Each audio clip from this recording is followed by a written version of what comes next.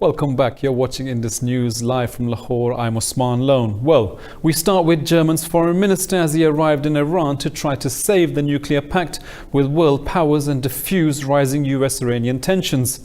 Heiko Maas will hold talks with President Hassan Rouhani and Foreign Minister Mohammad Javad Zarif. Maas warned during a weekend stopover in Iraq en route to Tehran about the dangers of any conflict with Iran. He said the Europeans are convinced to keep the nuclear deal with Iran, and Maas also said he would stress his concerns about Iranian activity in Syria and Yemen. Iran-US tensions mounted since President Trump withdrew from the accord in 2018 and reimposed sanctions. Well, Iranian lawmakers have approved a draft bill to develop a joint free trade zone of Iran and the Eurasian nations. The bill was approved by 174 votes in favour and 4 against. Lawmakers said the move would usher in a useful cooperation between Eurasian nations and the entire world. They said ascension to the Eurasian Economic Union will serve as a prelude to joining the World Trade Organization. The lawmakers said the agreement will create jobs and attract foreign investment in the north and the south of the country of Iran. Well, the United States says the Afghan peace talks are entering a new stage. On his visit to Kabul, US envoy Zalmay Khalilzad said preparation for intra-Afghan negotiations is now essential. Khalilzad said the recent positive movement in relations between Afghanistan and Pakistan will boost regional connectivity and development. He discussed building further international consensus for peace with Afghan President Ashraf Ghani. Khalilzad will meet all Afghan stakeholders to discuss the progress made with the US to facilitate an inclusive peace process. His arrival in Kabul follows stops in Islamabad, Berlin and Brussels.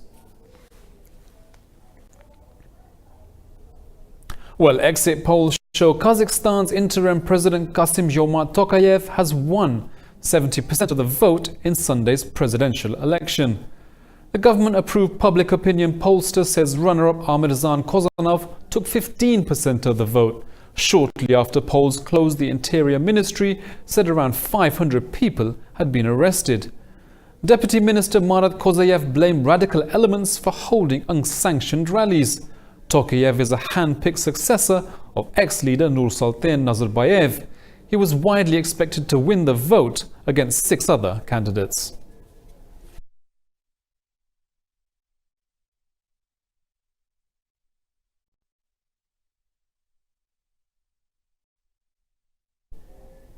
Now in India, Bharatiya Janata Party leaders have faced off with state police over the funeral of murdered party workers.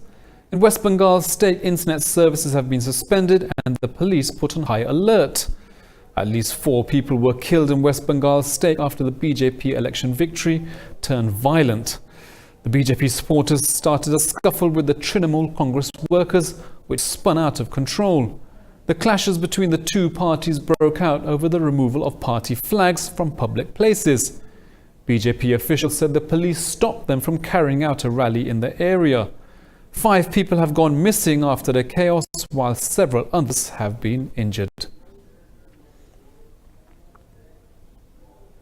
Now moving on to Palestine, where the government plans to file a complaint against the US envoy in the International Criminal Court.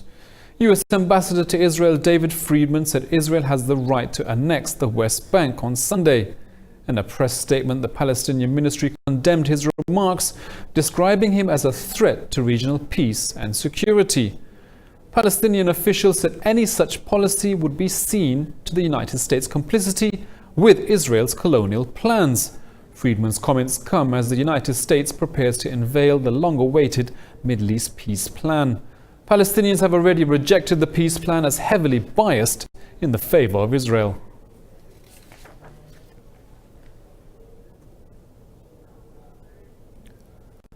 Now, Qatar said it will accept any Middle East peace plan acceptable to the Palestinians.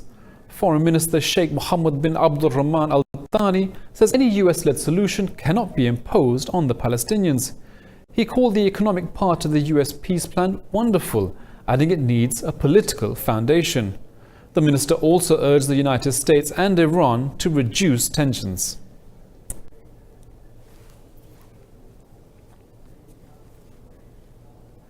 Now, as trouble continues in Sudan, at least 11 people have been killed, and during the first 24 hours of the civil disobedience campaign against the military rule.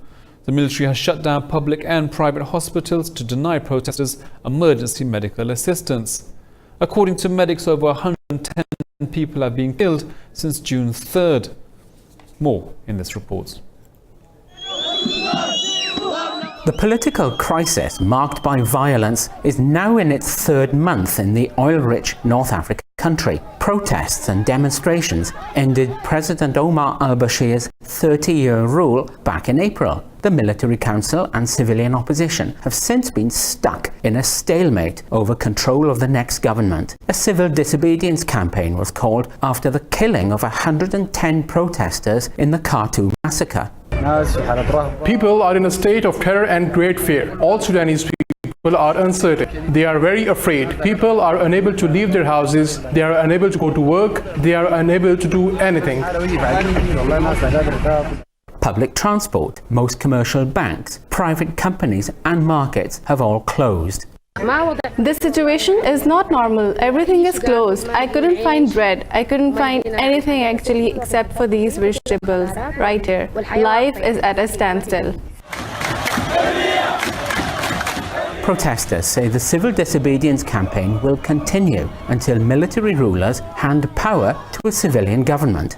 The people cannot be governed by force, and I am not saying this neither as a member of the opposition nor as someone who supports the government. But the people do not want this government, and as you can see, the streets are empty, shops are closed. I personally want a civilian government. The military council has promised presidential elections during a 2-year transitional period which they are overseeing. Now, as the Brexit saga continues, South Korea and Britain have signed a free trade deal ahead of Brexit. The agreement is the first post-Brexit trade deal the UK has signed in Asia. International Trade Secretary Liam Fox signed the deal with his South Korean counterpart Yoo Min-hee in Seoul. The UK has agreed to keep zero tariffs on South Korean exports, such as car parts and vehicles. This is similar to South Korea's existing agreement with the EU. And it's hoped the deal will provide some stability in the event of a no-deal Brexit. Both countries aim to have it hashed out by the end of October and implemented in November.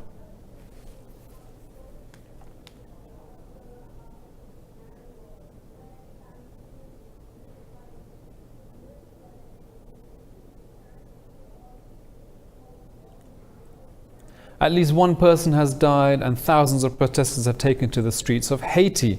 Demonstrators are calling for President Jovenel Moïse's removal following a corruption scandal that shook the country. Protesters burned tires and threw stones, bringing the capital Port-au-Prince to a standstill. In response, police have fired tear gas and barricaded streets near the presidential palace. Demonstrators have called for Moïse to take responsibility for ballooning inflation and a weakening currency. Moïse previously led a firm now being scrutinized by state auditors. He's accused of misusing funds from a Venezuelan oil subsidy scheme called Petrocaribe. The scandal also prompted parliamentary inquiries in 2016 and 17.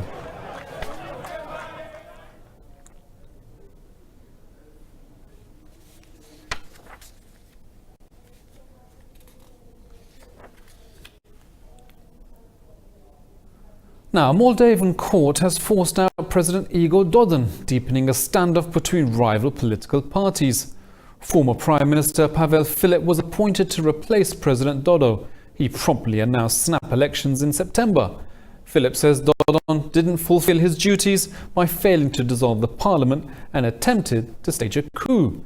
Dodon denounced the decision, claiming the court has no political independence. The crisis threatens more instability for the ex-Soviet republic's 3.5 million people.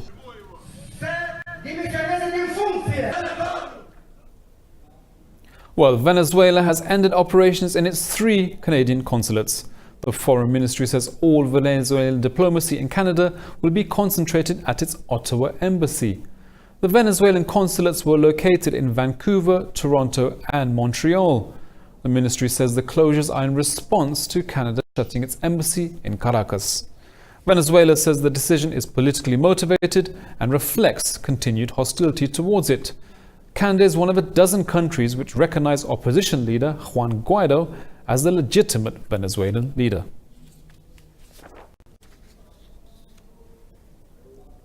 Now in Spain, acting Prime Minister Pedro Sánchez has taken part in a race against gender violence. Sánchez was invited to run by the organisers. There's more in this report. Domestic violence has claimed the lives of 24 women in Spain since the beginning of the year.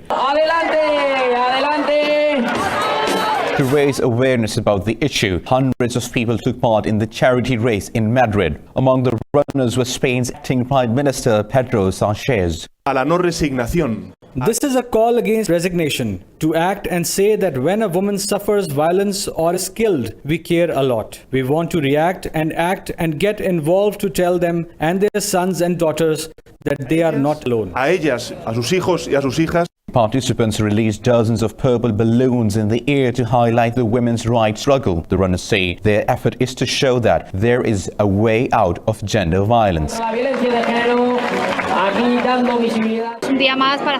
Today is another day to celebrate, just like all women take to the streets on the 8th of March. This is an issue that involves lives. Our complete support all women and against gender-based violence. The €10 fee to participate in the race was donated to support victims of domestic violence.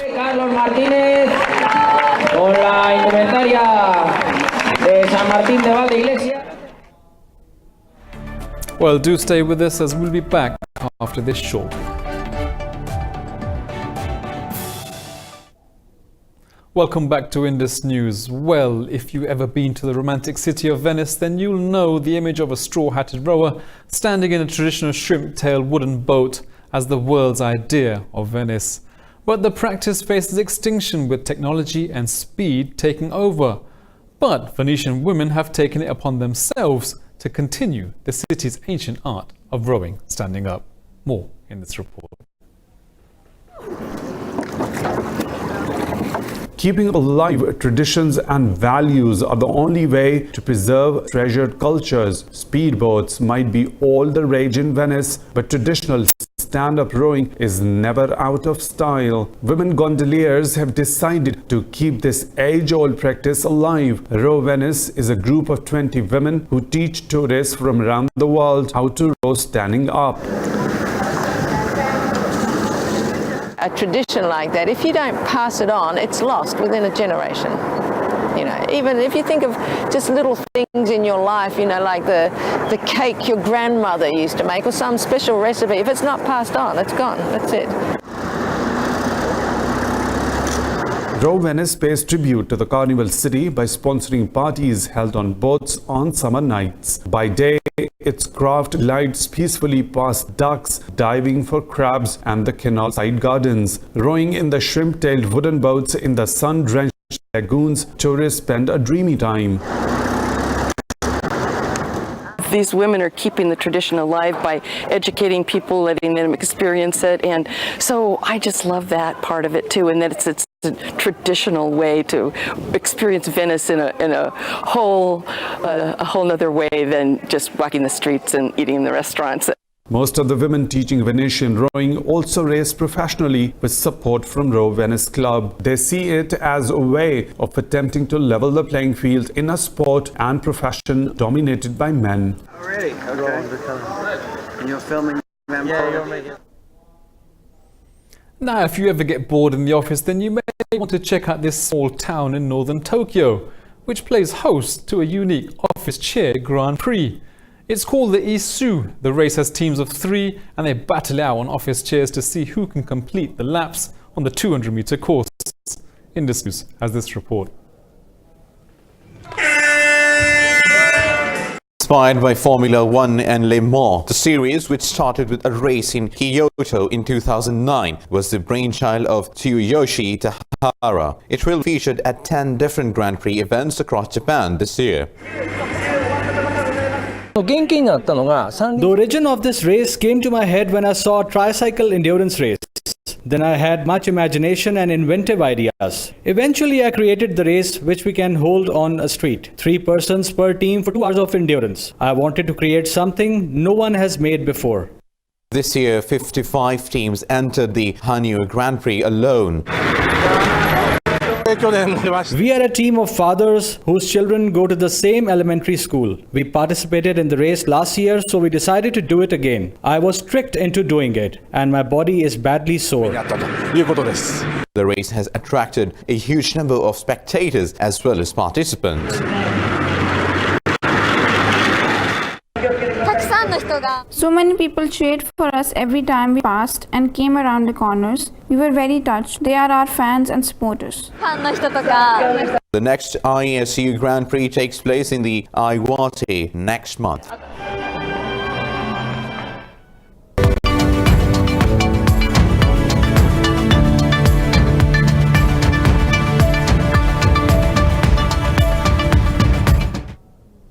Now, in business, China's exports have returned to growth in May despite higher US tariffs.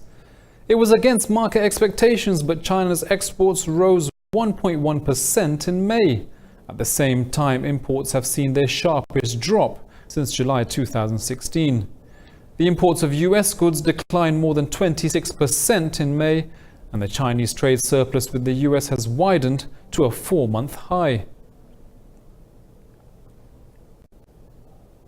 Now, stock futures in the US markets have risen after Washington's immigration deal with Mexico avoided another tariff war. In early trading, the Mexican peso jumped nearly 2% when the tariff threat was finally removed. S&P 500 mini and Treasury yields bounced back after hitting a 21-month low on Friday. The Asian markets also saw rises, with Japan's Nikkei gaining 1.2%. South Korea's Kospi futures also show some improvement. The healthier risk sentiment has helped lift the dollar against the Japanese yen.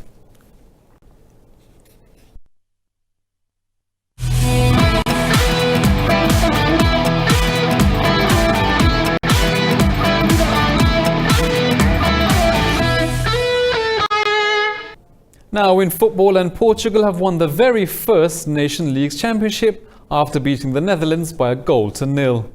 The Dutch defensive pair Virgil van Dijk and Matthias de Ligt mostly kept star striker Cristiano Ronaldo quiet, but winger Gonçalo Guedes' 60-minute strike gave the host a narrow victory. Thousands of Portuguese fans took to the streets of Porto to celebrate the first Nations League title. It's Portugal's second major titles in 3 years since they won the European Championships in 2016. Now, as the FIFA Women's World Cup is underway, Italy and Brazil have begun their World Cup campaign with wins over Australia and Jamaica. Barbara Bonassa scored a match-winning brace as Italy beat Australia 2-1 in their World Cup opener. It was 1-1 until the last minute of extra time when Bonansea scored a stunner to seal 3 points for Italy. Cristian Rosiera scored a hat-trick as Brazil beat Jamaica 3-0. Brazil now face Australia on June 13th, while Italy take on Jamaica the next day.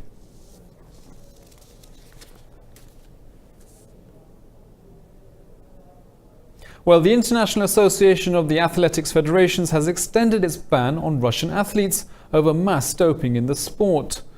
Russia's Athletics Federation has been suspended since 2015, when a report commissioned by the World Anti-Doping Agency found them guilty.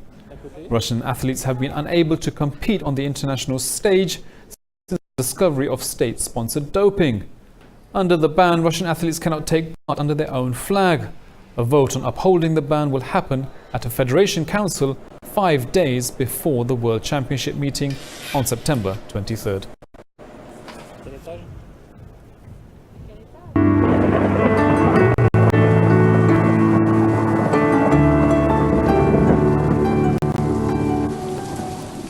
Well, it's nice and sunny here in Lahore, but let's take a look at the weather around the world.